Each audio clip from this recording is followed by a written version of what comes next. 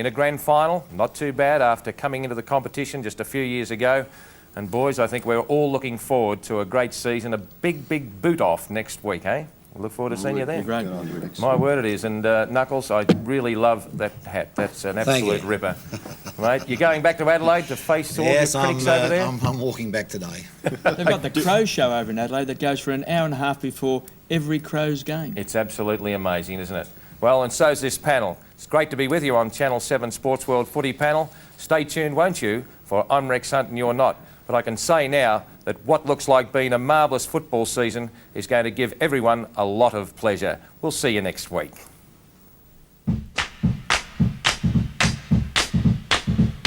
I'm walking, here's the need, I'm talking. But you and me, I'm hoping that you come back to me. I'm lonely as I can be. I'm waiting for your company. I'm hoping that you come back to me. What you gonna do when the well run dry? You gonna run Good to see you, Tom. T-shirted Tommy. Yeah, got the handcuffs in there, mate. Yeah, no stories about the handcuffs. G'day, and welcome to a brand new show. A show where we'll have some fun, chew the fat, and talk footy. From the grassroots right through to the big time. Now, some of the most disturbing trends in recent years, to my mind, has been the demise of too many star players. They're forced out of the game by player lists and salary caps. Tragically, the most recent has been Peter Dacos, the Macedonian marvel. Gone against his heartfelt wishes? Since the final siren last September, Gary Ayres, Dale Waitman and Bernard Toohey have been pushed out. Tony Shaw and Dougie Hawkins, well, they just survive. What's wrong with football? What's wrong with keeping these great champions in the game? These ornaments, they're magnificent. Now, I reckon it's well time, and I'm well qualified to talk on this. I reckon it's time that Ross the Boss and the AFL stepped in, gave these great champions some breathing space and allowed 250 gamers an exemption from the salary cap. 250 games, perhaps those over 30 years of age, but some latitude. Goodness knows we need the big names. That's what makes the crowd go through the turnstiles. And there've been few bigger than the likes of one Peter Dacos. Gone, but not forgotten.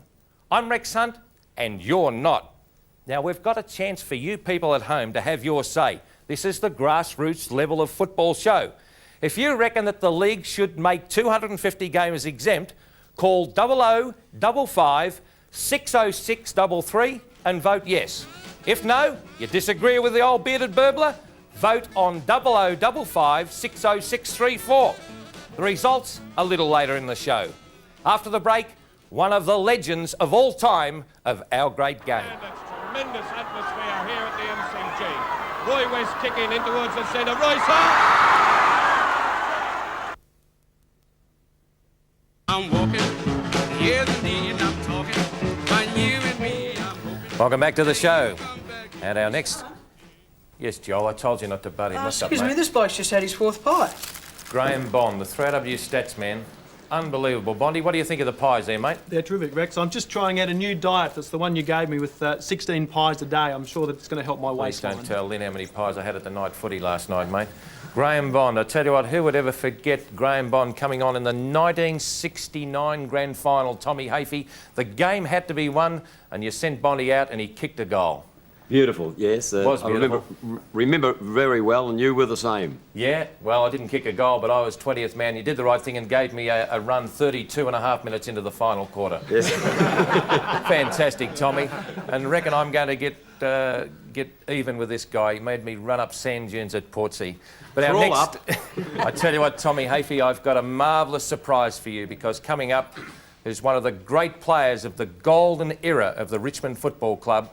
He is generally recognised as probably the greatest centre-half forward ever to pull on a boot in the game. Ladies and gentlemen, a warm Melbourne welcome for Royce Hart. Sit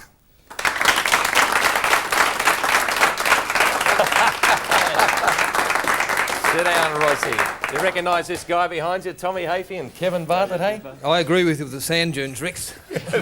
The sand dunes, you're a pretty good trainer, though. You weren't like the whale and me. No, but we had to. Someone had to hold the candle up.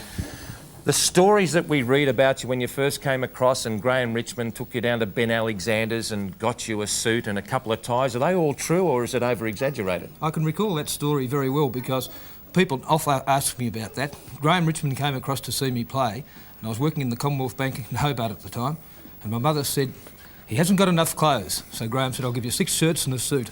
And I took it. What a fool. It was fantastic.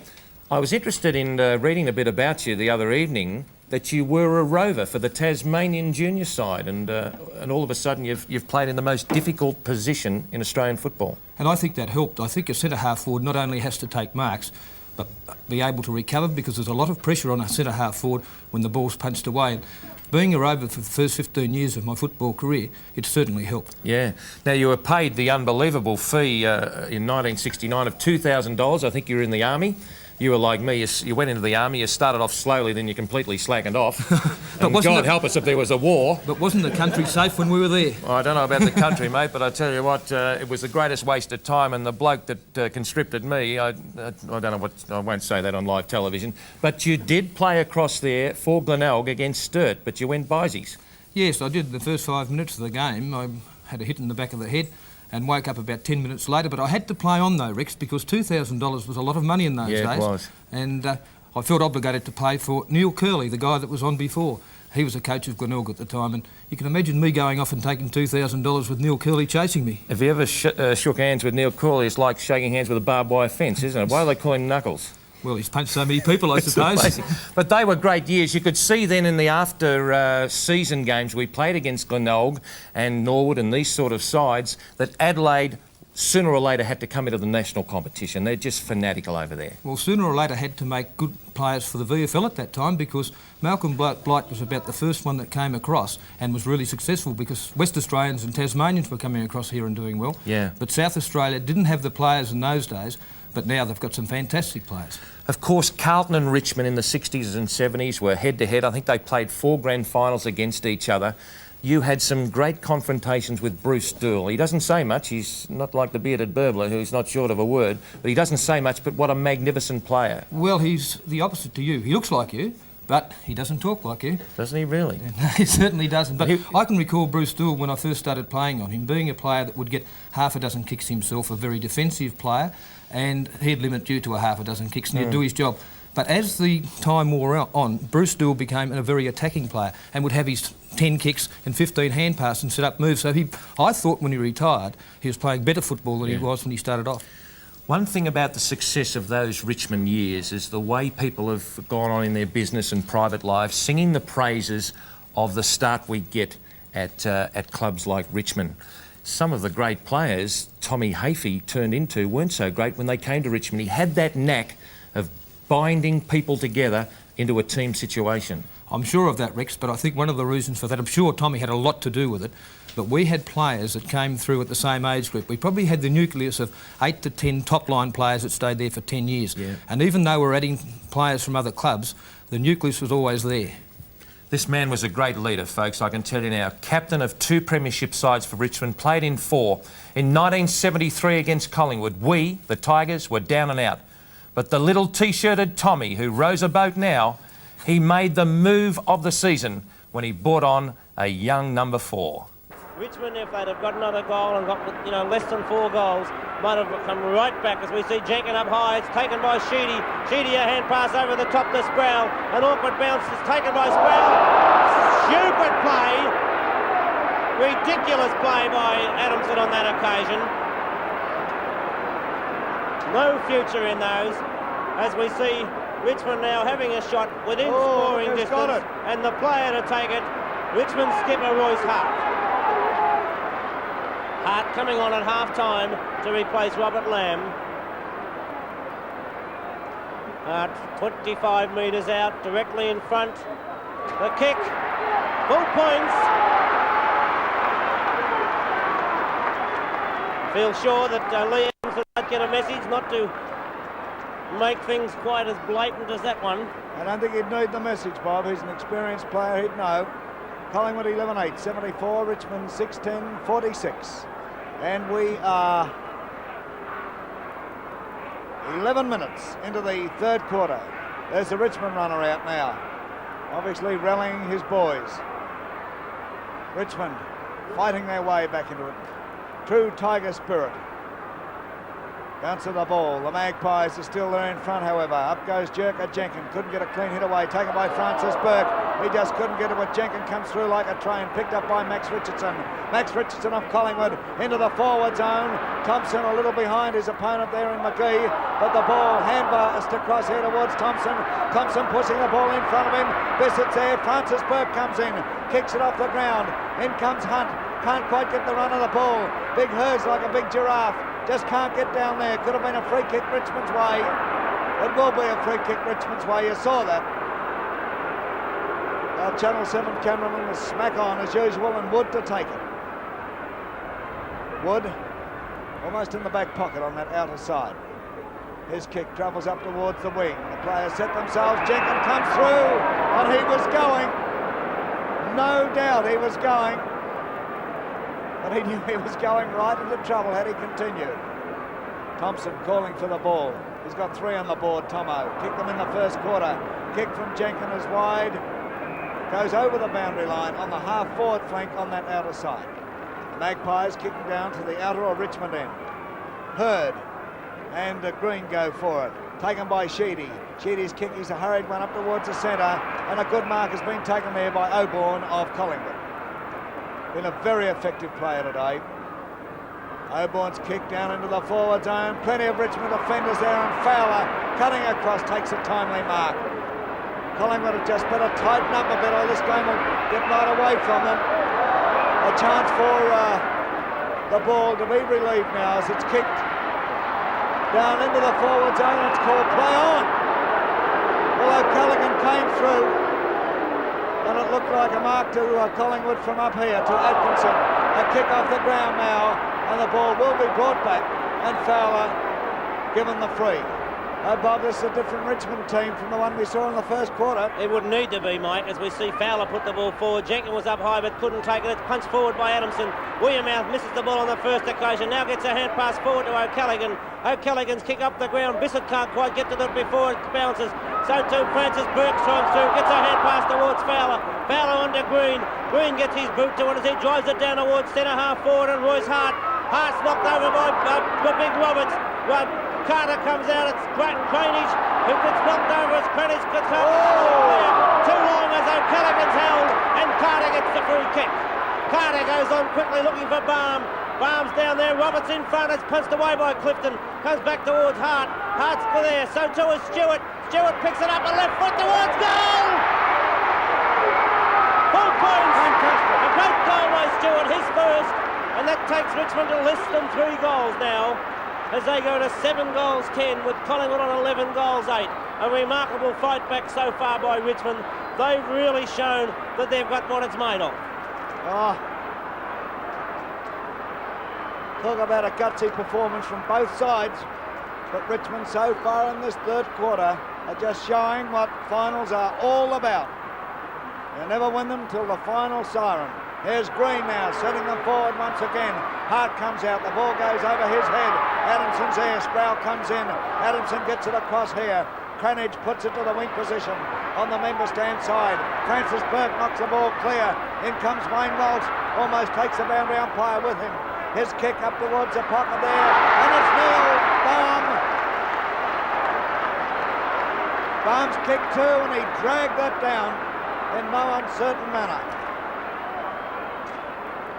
Baum would be about 30 metres out, kicking up to the scoreboard end. 11-8 to 7-10 at this juncture. What will it be after this kick? Oh, it's true, it's right through, no worries. A real pressure goal, Mike. Collingwood now, 11-8, 74 to Richmond, 8-10, 58. Oh, Bob, what a comeback. One of the greatest fighting efforts one you could ever wish to see, Mike. Only 16 points now.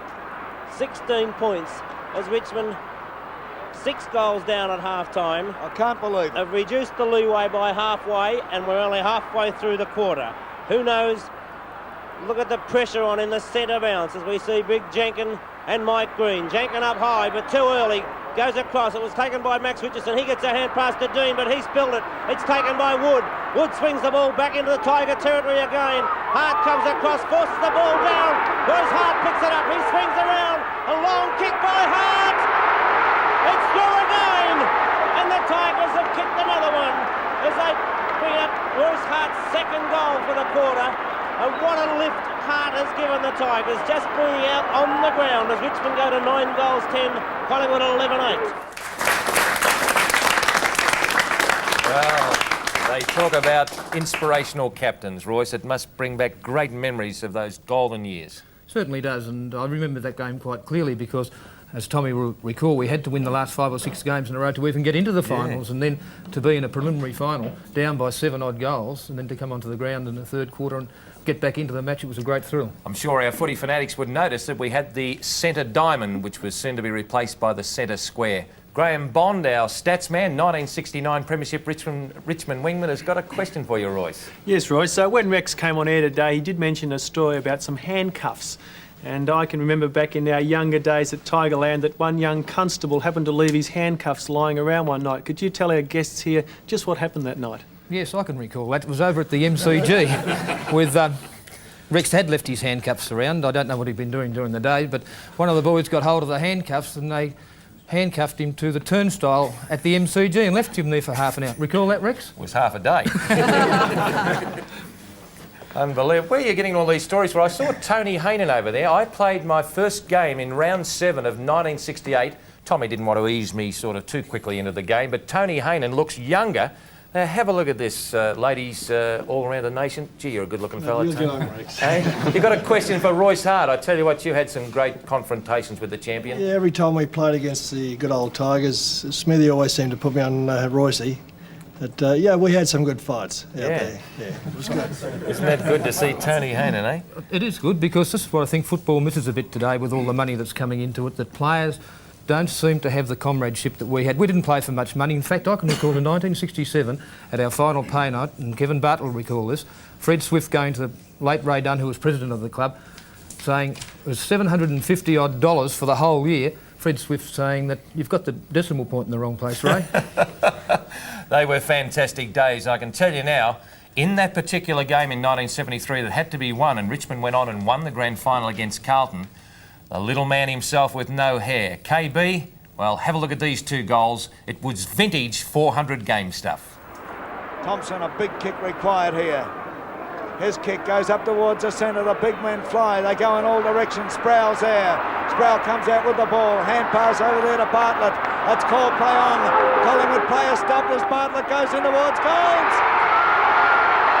Richmond are in front. It's a goal.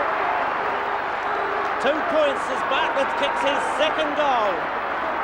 Acting captain at the start of the game. Royce Hart back on the ground now, who was 19th man. And the Tigers hit the front. A 2-point lead to Richmond. Full marks to this fellow. Burke's kick. It's a nice one. Players set themselves. It's knocked away, but in comes Bartlett. Bartlett screws it around over his shoulder. He's put it through. That's his third. Absolutely magnificent there. KB sitting against his old mentor, Tommy Hafey. Well, not so old. He's younger than me, and I tell you, I'm 20 years younger than Tommy.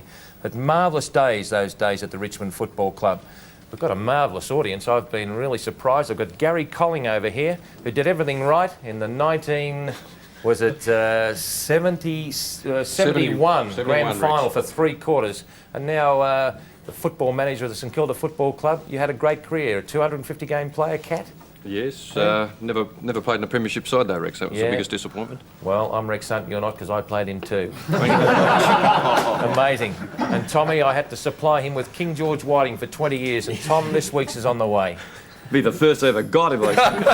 You're like Michael Green, you said, can you give me some without any bones? Like, Oh, fair dinkum. Can you You're a give bit me some tough. with some bones? Yeah, I'll when it give you comes some to with that? some bones when you've tried to run us up those sand dunes, Royce. Yeah, wore us out, Rex.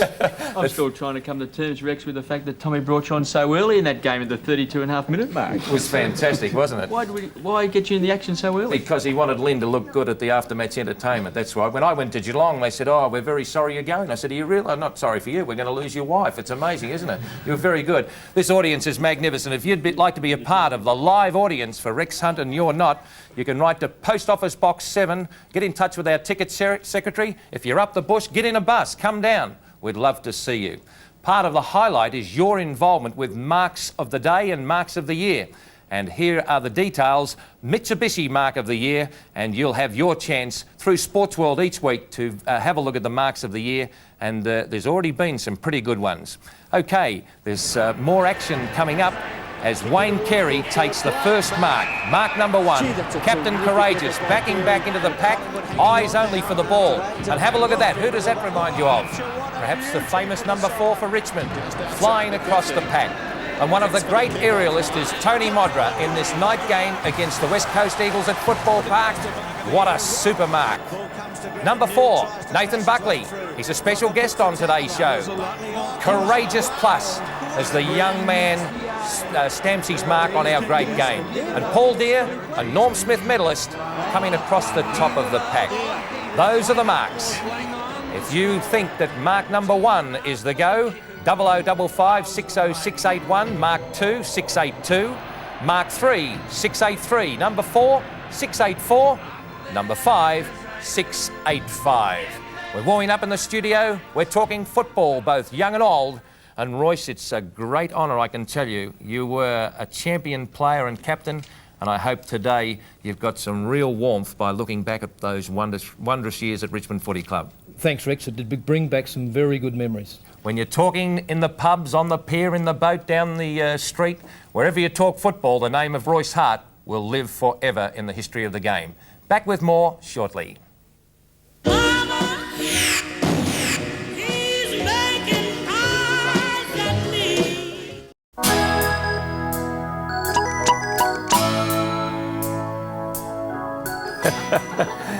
Time for Rex's Rookies, but before we go to the rookies, I've been waiting 22 years for this, to have Royce Hart, Kevin Bartlett and Tommy Hafey sitting down on a bench having to be quiet listening to Rex Hunt, because when I first went to Richmond, I ran into a man by the name of Ray Jordan. It was like running into a very fast train, and then I was handed over to Johnny Nix and then to Tommy Hafey.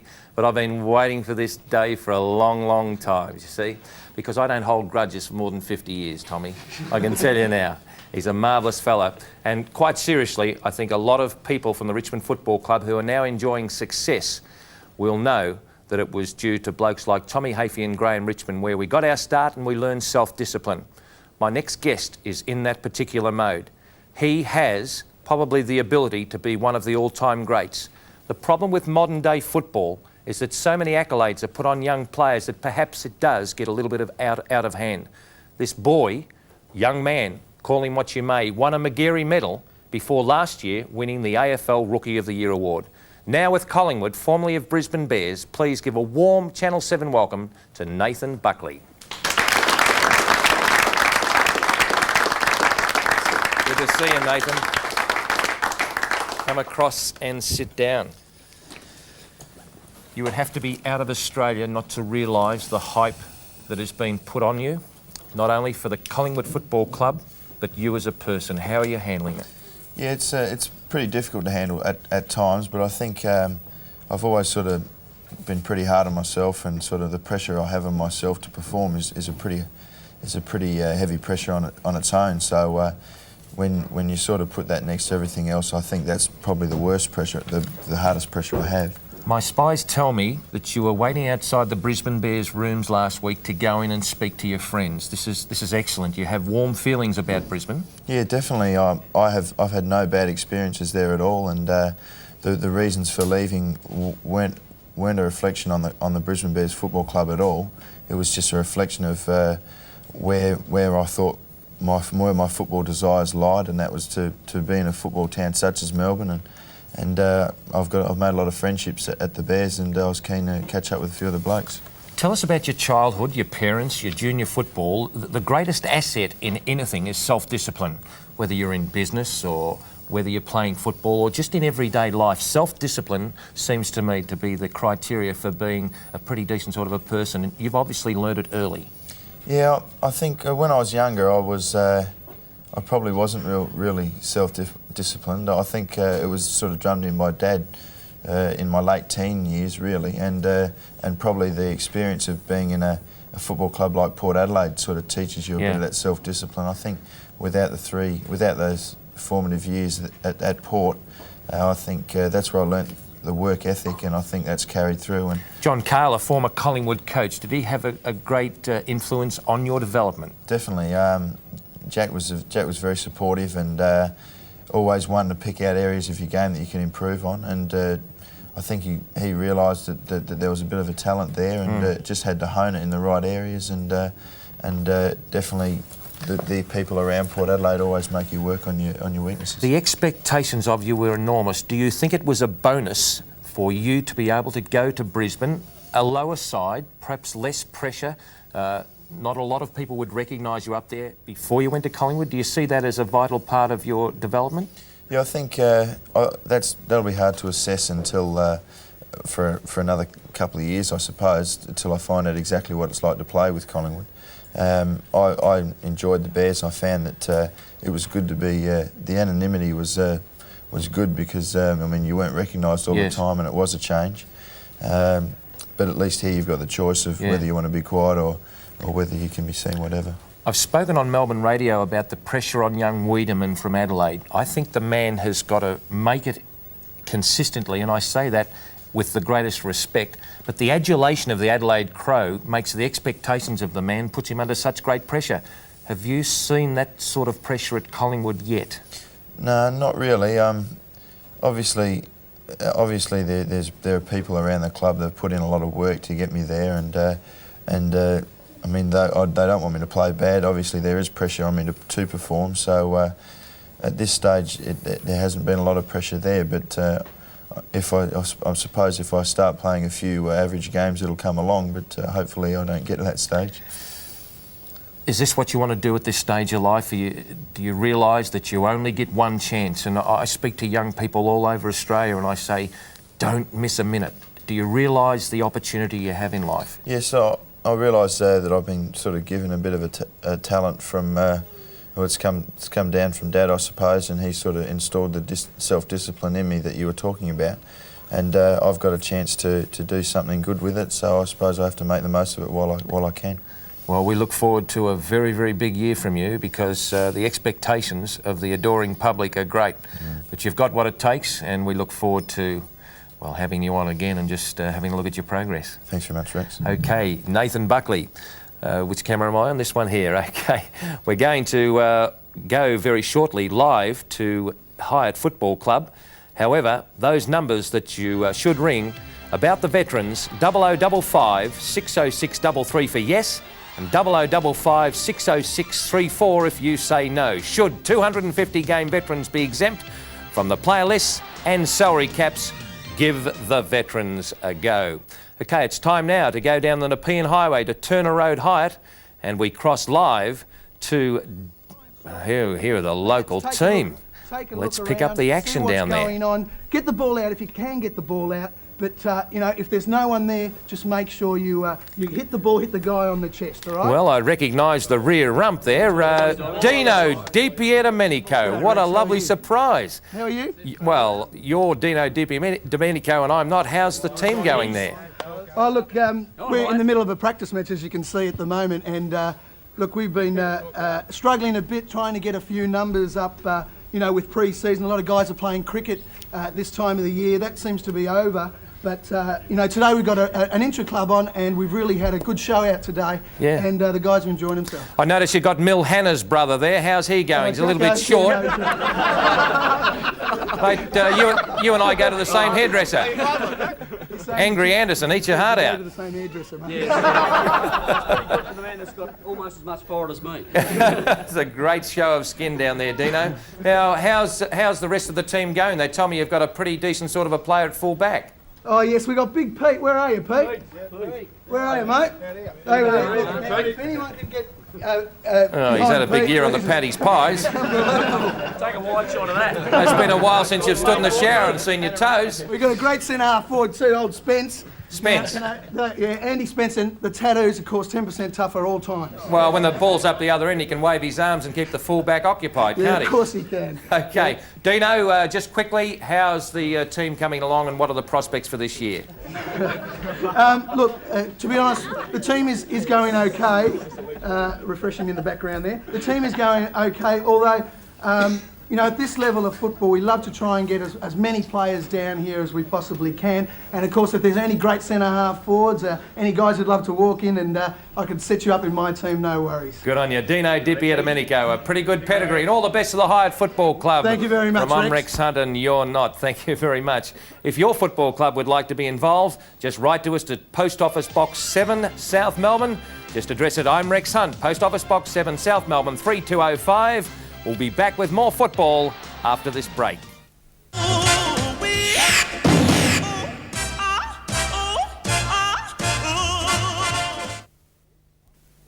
And Rex, I'm Peter Hudson and you're not.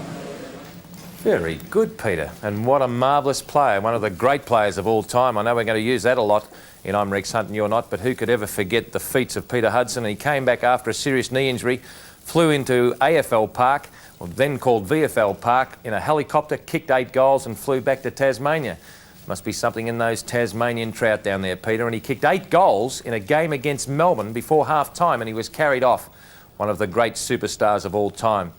Well, a man who was a star in his time is our next guest. The only man ever to win 2 Norm Smith medals for best on the ground in an AFL Grand Final. He captained Hawthorn. Let's give a warm welcome to Gary Ayres.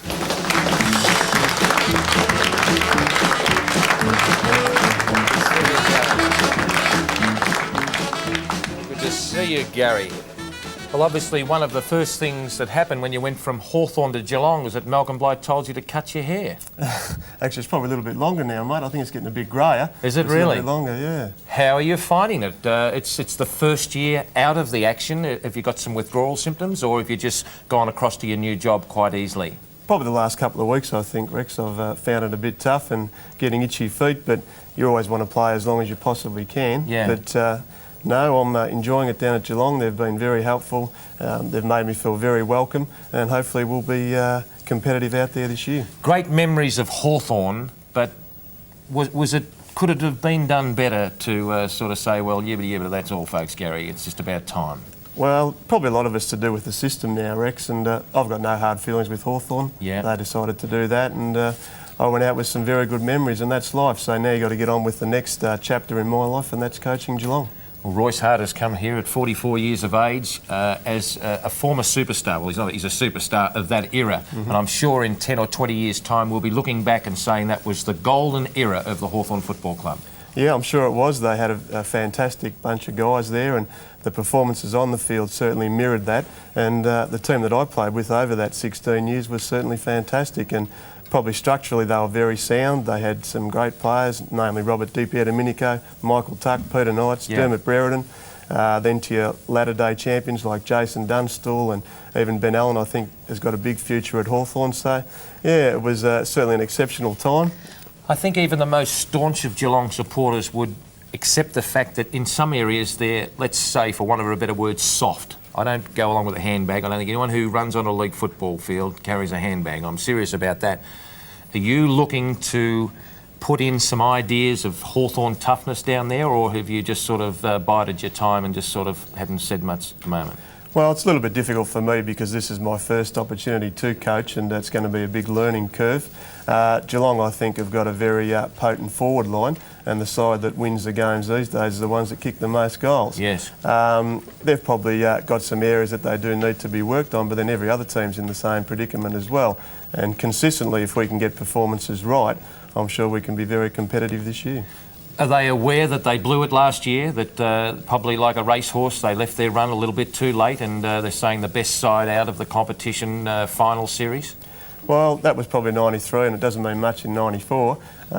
You've got to win the early games, and you've got to have a consistent period throughout the year. And probably in the end, well, maybe it was the AFL system because they only played 20 games last year. Maybe if they had played 22, they could have got into the final 6. Yeah. Well, in 1968, I met a young blonde lady at Powerhouse Dance on the banks of the Albert Park Lake. Kevin Sheedy introduced me to my wife, and your wife, Jackie, and your daughter, Rebecca, are in the studio right down the back. Tell us how you met Jackie. Well, actually, I met Jackie at a company that I was working for 13 years ago, and we've got 2 children. Rebecca's here today, and it's been going since then. We wish you all the best, Gary Ayres. You are a champion, and as you go on to the next stage of your footballing life, we hope that success comes pretty quickly for you. Thanks a lot, Rex. Gary Ayres, a dual Norm Smith medalist. Don't forget, give the veterans a go. 0055 60633. That's yes or no. 0055 60634. But thousands of people go to the football every week, and they are just a face in the crowd. There were 29,747 people at Arden Street the day North Melbourne played host to Collingwood in 1979. We're interested in only one of them. If you were the kid riding the elephant, drop us a line to Rex's Face in the Crowd, P.O. Box 7, South Melbourne 32205. One of the highlights of I'm Rex Hunt and You're Not will be Beat the Champ, or the Footy Quiz. And our 2 contestants this week are 2 great mates. They're tea drinkers from way back. Tommy Hafey, former legendary coach of Richmond, and his little man himself, Kevin Bartlett, 400-game veteran. And Tommy, you've won the toss, and I've elected to you to open the innings. Your first question is now, and we're going to see how well you blokes know each other. KB was reported only once in his 403-game league career for striking which Geelong player? Brother, thanks very much. You messed that up. Yeah. I wouldn't have known it, but now I do remember it was Bruce Nankervis. And Bruce Nankervis, you wouldn't get a nicer person, and I just cannot understand how Kevin Bartlett would have hit him, to be quite honest. Yes. Well, you're 1-1, because I'm Rex Hunt and you're not, and I'm going to give him a mark as well. I did muck it up, didn't I, Tommy? As coach of Collingwood, who did you line up on KB in the 1980 Grand Final? Ooh. Who didn't I line up on him? That's right. Yes, he kicked 8 goals, I think it was, that particular day. I have a feeling it might have been Kevin Morris starting off, and then it was Stan Magro, then it was David Young. Terrific. Ronnie Wearmouth, Tony Shaw. I think they all might have had a shot at him. Yeah, well, I've only got one here, Kevin Morris, and you got it, Tommy, OK? Thank you very much. You're sitting down there now. I had to listen to you 20 years ago. What number was Kevin Bartlett wearing the first time you saw him play in the 1963 Under-19 finals? Well, actually, that question is wrong because I never saw him play. I got in the dressing rooms and Ray Jordan said, wait till you see this champion player that we've got. He looked like Darren Gauci. I thought, couldn't believe it. It was Kevin Bartlett. Did he have any hair? Yes, he had long hair right down to the back here along that line. Yes. But he didn't even last for the first ball up. He was off the ground. It was number 5. Oh, I think that was a jumper that you used later on. Yeah, but it didn't quite fit me. OK, KB, here we go. What number did Tom Hafey wear in the last of his 77 games with the Tigers? Well, I'm not quite certain whether that question is actually correct because... Don't worry about the question, just give me the answer. I'm getting the wind-up here. 77 games for the Tigers. You're counting scratch matches and practice games. What number, KB, or I'll dong you out? 18. Dong him out. Oh, he's donged. He's 18. He's correct. Only 2 men have coached more VFL, AFL games than Tommy's 522. Name them. Jock McHale. Yes. And... be one of those old guys. 5, I'll say 4, 3. Yabby Jeans. Yes, correct. Now this last one is to tie, or Tommy wins it. 42,000 people went to last night's grand final at AFL Park. Name them. No. Sorry. Tommy put me up to that. Who was Tom Hafey's first coach at Richmond? His first coach at Richmond, well, Tommy played, 1922. I'd say it was Checker Hughes. No, that's wrong. It's Albie Panham, and the winner is Tommy Hafey, ladies and gentlemen. Absolutely magnificent. So, Tommy, a Cambrook kettle With a tea bag for this afternoon. Where to this afternoon? A Port Melbourne practice game or something like that? Don't give me a hard time. You're not taking Maureen for a cup of tea up in the Adelaide Hills or something, are you? No, I'm giving her a treat. We might go down to Port Melbourne. Isn't that fantastic? And KB, all the best. OK, from my to 10, we thank them very, very much. And we'll be back with more. I'm Rex Hunt and you're not, after this break. He's a high-rolling man in a high-rolling neighborhood. I'm walking, yeah, indeed, I'm talking, but you and me. Welcome back to the show. Well, in the 60s and 70s, the crowds flocked to many a stadium, particularly Kardinia Park and the former Prince's Oval, to see our next two guests. First in the Melbourne studio, big John Nicholls. Good to see you here, Nick. Thanks, Rex. Good to be here. And didn't he pull the crowds through? And across the Nullarbor in Perth, Polly Farmer, the legendary man from Perth. G'day, Pol. Good, Rex. It's good to be here. Yeah, it's good to have you too. You blokes, I tell you what, Big Nick, he was a great player. Probably the game was robbed by some injuries, but you had some great confrontations with the big fellow. Well, he was certainly the best for that decade or even after, and I learnt a lot off him, and you know, had some great battles, but he's always a gentleman. Yeah. Played it very hard, but he was a thorough gentleman. And the crowds flocked to see you guys go up against each other. You always used to work hard on his left-hand side, but he was almost as good on the right hand. Oh, he had that many tricks in his bag that you shut one down and he had three others bob up, so you didn't know which way he was going to tackle you from. When you coached me at Kardinia Park for a couple of years, Pol, used to get me down there at 4 o'clock trying to improve my marking. He used to climb all over me. You were 6'4", but John Nicholls wasn't as big as the normal run of ruckman. He was a marvellous man for his size. He manoeuvred very well, John. He had a good leaping ability, and you know, he made the ball his object, and he manoeuvred people out. Probably John was a very good example for ruckman today, just to use their body fairly and still get them out of way. Whereas today you just see them fighting and throwing each other out of the way, and it's just unbelievable how low standard the rucking is of modern football. Gee, that's a big statement. Do you agree with that, John, or not? Or do you think that the ruckmen have moved with the game, the way it's gone? Well, I think they've had to adapt to the game, but certainly what Polly says, there's a lot of wasted work by ruckmen, and ruckmen could do a lot more for the game if they use their brains more or were allowed to do it. And but the game has changed. Yeah. But certainly, as I said, good ruckmen could be better than what they are. And Graham, of course, the legacy of your visit to Kardinia Park was the 1967 Grand Final. It seemed to me that you had the chance there and it just didn't come your way. Yes, I suppose you can't live in the past and the games played and been won, but I think if Richmond haven't already played the umpires, they should. I've seen that game 100 times, and I tell you what, we got slaughtered. You know. He doesn't muck around.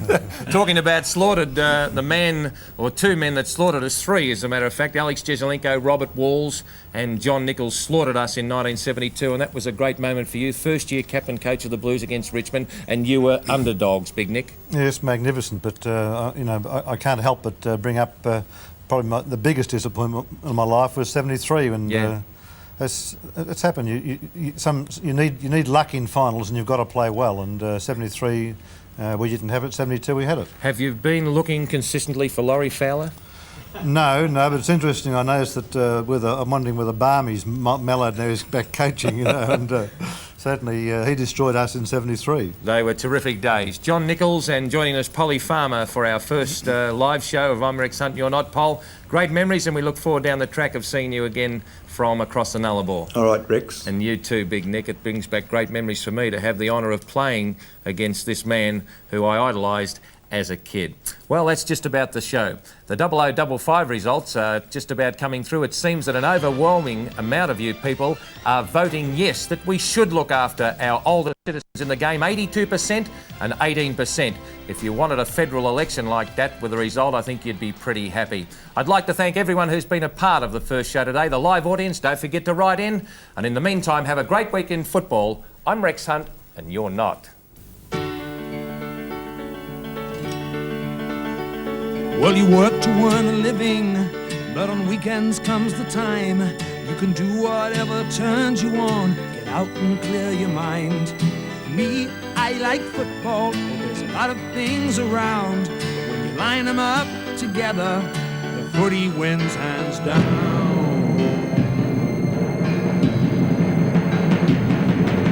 Up there, Cassini,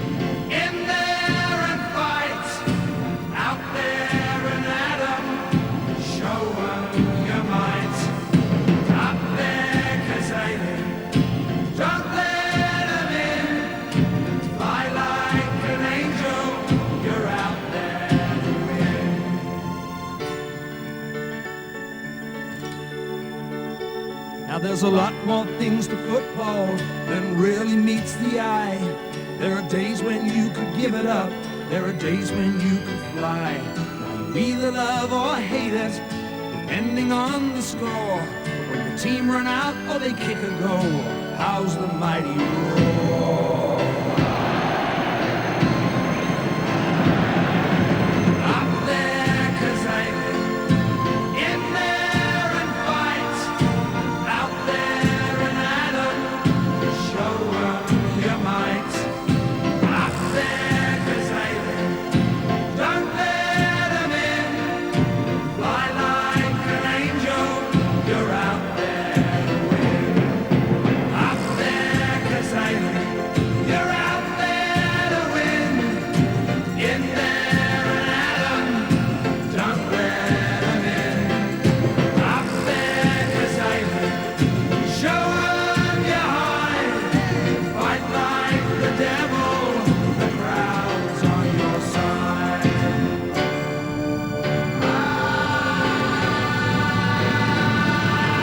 Up there, 'cause I'm in there and fight. Out there and Adam, show 'em your might. Up there, 'cause I'm show 'em your high.